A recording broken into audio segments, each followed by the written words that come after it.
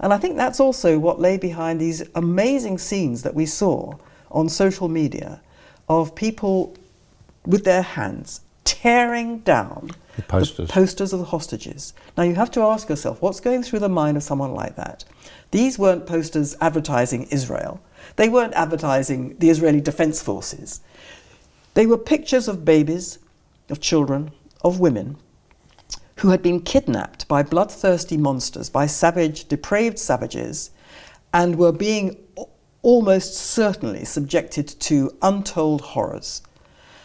And yet they were torn down, and the faces of the people tearing them down were contorted very often with rage and hate. And you have to ask yourself, what's going on in the mind of that person? And it seemed to me that they had to literally with their fingernails tear it out of sight.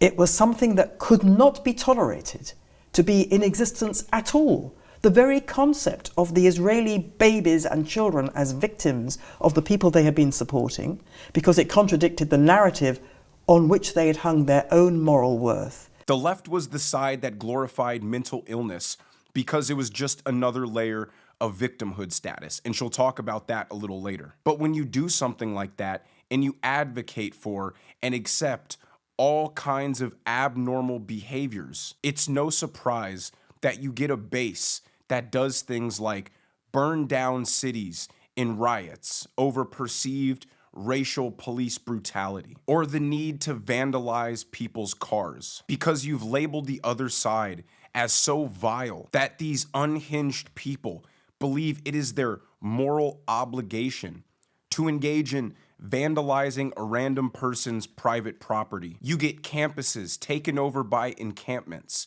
because the left believes, because they are the good ones, that they have a right to impose their beliefs, even in a violent way, to further their cause and get their message across. They believe because they are the one true good and the other side is evil, that there is no reason to have discourse or discussion or debate with the other side. They claim that their position is one of tolerance, but the truth is they're only tolerant of things they agree with or things they believe in, and they are very intolerant of anybody who disagrees with them, because in their mind, their intentions are pure and compassionate.